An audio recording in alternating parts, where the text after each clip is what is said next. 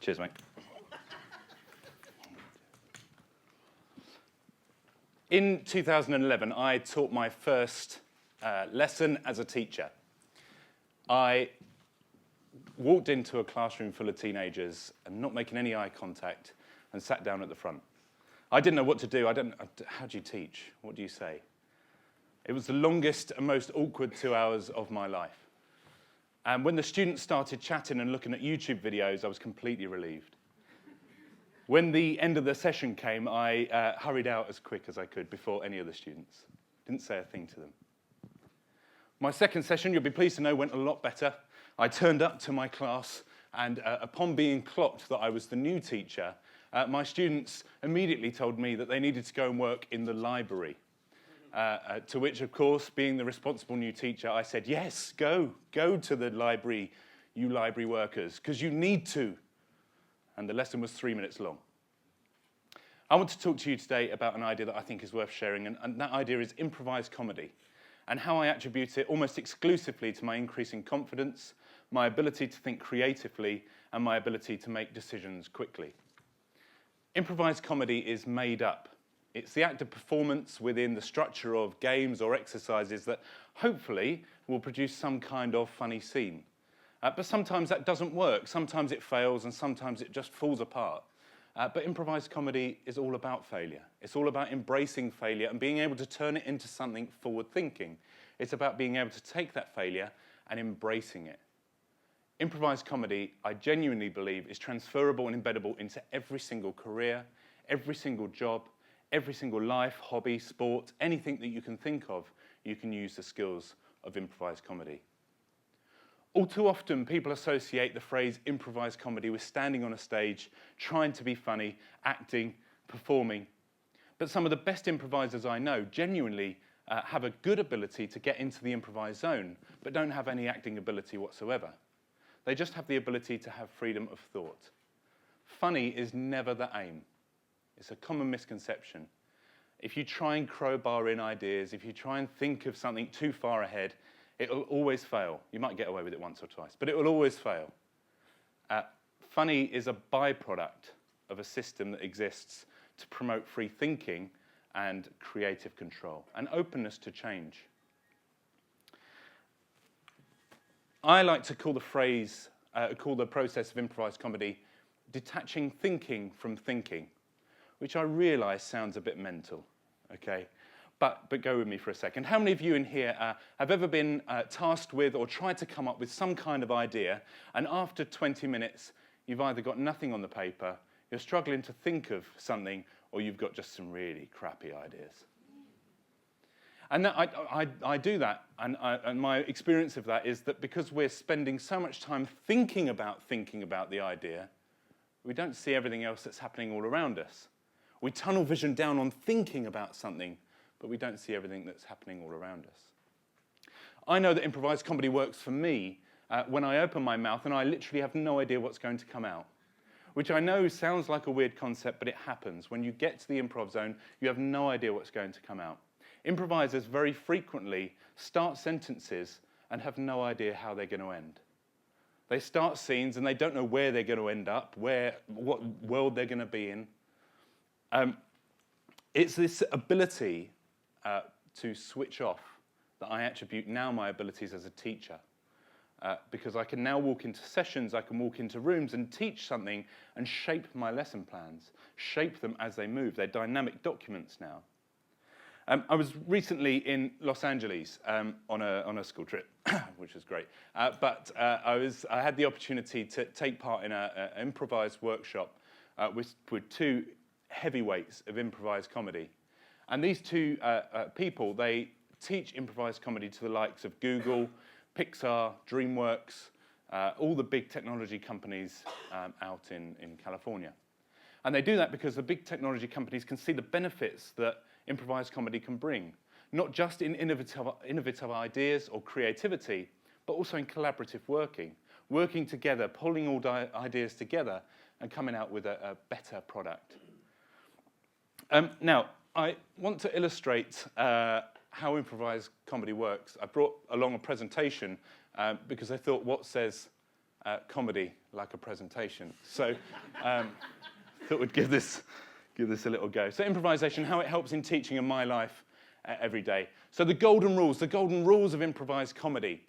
Accept, so you have to say yes. It comes up an awful lot in some kind of life coaching, but saying yes, accepting something and building upon it, which is the next point, which is to build on something. So you can say yes to everything. It's not this. The point of this talk isn't to just say yes to everyone. Okay, you can still say no. But the idea is that you can approach things with a yes mentality. Build upon it, so you can say yes and. So instead of just saying, yes, I'll accept that, it's giving something back and building upon it. And don't block. Saying no is a no-no. Certainly in a performance, if somebody says, I'm going to walk over there, and somebody says no, that blocks the motion, certainly from a performance level. Why and how it has helped me.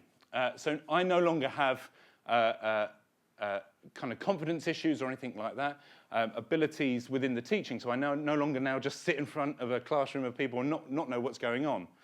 People approach me more now because I have that outward and that confident approach to people. I now fail without fear because I think of failure only as a builder, something that I can build upon. A metaphor for improv. This is a good friend of mine, Lee Terrell, and he's old, very old. In fact, I don't know why I'm still his friend. But this is Lee. He's currently swinging from a tree. Last year, 2015, we just set a group chat up on Messenger, and we called it Tree Swingers. And we all just had this idea that we wanted to get a rope and go and swing in some trees. Now, we're all grown adults. We thought it'd be a good idea.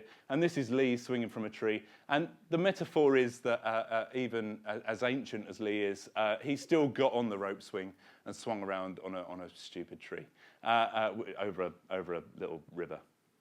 He stayed there for a good 5 minutes whilst we took photos, which this is one of. And the benefits of improvisation for work. It teaches you how to listen, like really listen. One of the key skills in improvisation is listening, which is often overlooked in life, also business or work. People don't listen to each other and they don't build upon what they've heard.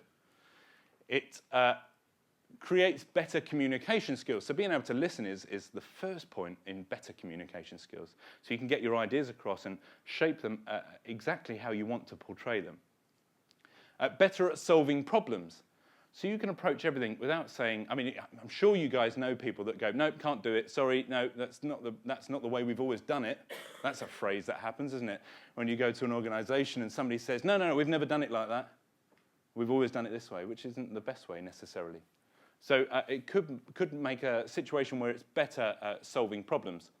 And it creates an environment where you're less anxious when faced with something new or unexpected. Finally, always have fun.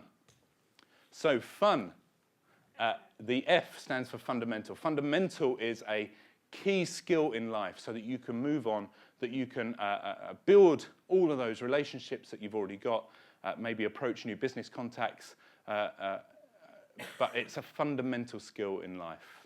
The U, understanding. So you can understand all of the skills that you've got and understand others. Better at communication, better at listening. And N, it's normal. It's normal to have these skills. We've built this situation where everyone's running around having this mental life. It's a normal, fundamental element to have these skills in life to approach everything with a can-do attitude. Thank you. Just put this little bit on the bottom. And as an extra piece of cautionary advice, when somebody tells you to break a leg before a performance, don't take them literally. Now, I need to be a little bit truthful with you. I didn't bring this presentation with me.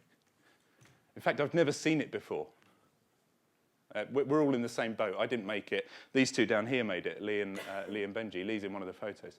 I've never seen that PowerPoint before in my life. And the point of this exercise wasn't to illustrate my ability or my skill, but it was to illustrate that you can just jump into something by saying yes. By looking at what's on the screen, embracing it and delivering it. I think I got off lightly, guys. I was worried about it for months. But to illustrate my points a little bit more, what I'd like to do is I'd like to invite these chaps up and do a couple of games, if that's okay with you. So if you could invite Benji and Lee up to the stage, thank you very much.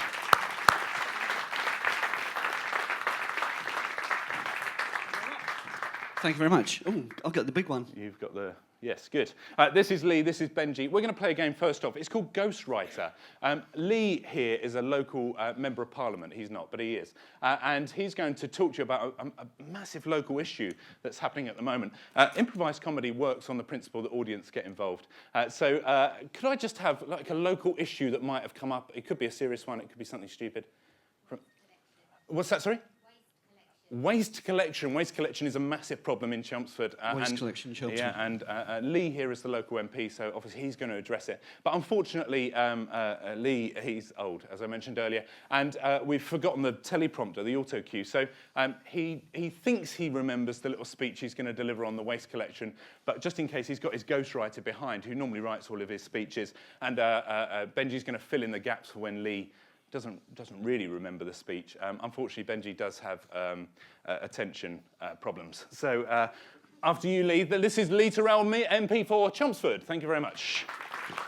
Good morning, ladies and gentlemen. Thank you very much for coming. It's lovely to see so many of you lovely people here. We're here to talk about waste collection in Chelmsford. Now, it's a terrible problem that we all suffer from.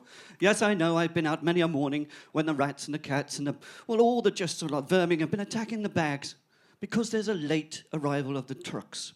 Now, we've discovered after some research that the trucks were late because of the... the trucks were late because of the... indigenous Indians. Because of the indigenous Indians. Yes, those Native Americans have come over here and settled rather too much, to my liking, on the outskirts of Chelmsford, and they've been pushing the trucks that are actually meant to be collecting the rubbish a little bit further back because they're just generally jealous. They're jealous of us. But we've overcome that. We've gone up to the indigenous Indians with a peacekeeping offer. A peacekeeping offer of jelly. Jelly. They love that jelly. Boy, do they love that. Them love that jelly. They love that jelly. And with that jelly, yes, there was a little bit of a ceremony going on where I got up and I had to... make a phone call. Make a phone call to the head of the council. I remember it well now. I stood there and I stood amongst the indigenous Indians of Chelmsford. And I said to her, yes, I'm phoning the head of the council. And the head of the council was so pleased with the outcome that the head of the council said to me, he said... Get out. Get out, you fool. Get out while you can. You're going to lose votes if you keep associating yourself with the waste collection issue. There are more important issues than in waste collection. The most important issue that's troubling the people of Chelmsford nowadays is possibly the... fire extinguishers. The lack of fire extinguishers. It's like a cinderbox, Chelmsford. We all know that. Let's just admit it.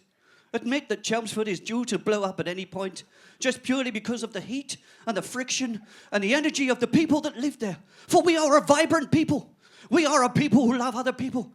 And finally, I realised fire extinguishers is where I should be heading. And what I should be doing with these fire extinguishers amongst the great people of Chelmsford is... Cats.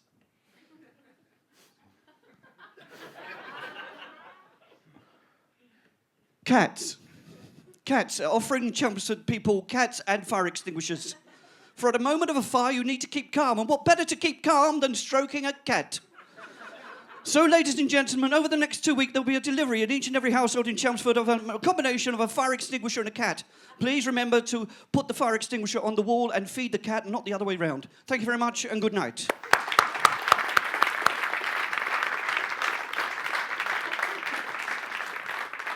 So we're going to wrap up with one more game. We're just going to tell a very simple story. The point of this story is to show that the direction can change, as I'm sure it will. It's called a one-word story. We're each going to say one word to build a story up. Lee, would you like to go and get some ask-fors? Right, lovely people of Chelmsford. We're going to need 3 things for this. Can I have a famous historical person, character? Shakespeare and Winston Churchill in one hit. Look at that. You are educated. It's brilliant. We're going to go with... Winston Churchill. I'll go with Winston Churchill. And can I have a famous modern-day celebrity, movie star, actor, whoever you like? Ooh. In stereo. Strange. That's great. That shows you're in tune with each other. David Beckham. David Beckham and Winston Churchill are on a quest for what? Not the Holy Grail. Of course they The are. eclairs. The eclairs. That's a fine, stunning suggestion. I like that. David Beckham, Winston Churchill, on their quest for the eclairs. Wonderful. We'll finish this. It might be a part of a story or just a whole of a story, but we'll just finish on this a little bit. Once There. Was a Man. called David, He. was a Happy. man and Decided. to get All. his eclairs In. his order. Look. over There, so Said. him hark, Tis. the Winston, Of. men Churchill, For. all Together. we can Give. the children What. they need. To. thrive Now, Who. is here, To. see the, Eclairs. over there, I. am said, David. Beckham posh, Pinched. my eclairs, And. saw that, Winston. was full, So. he took, The. very very, Annoyed. man up, To. the church, There. was no, Hope. there was, No. hope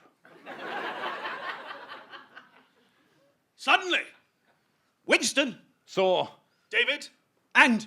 Goliath. the, End. Thank you very much.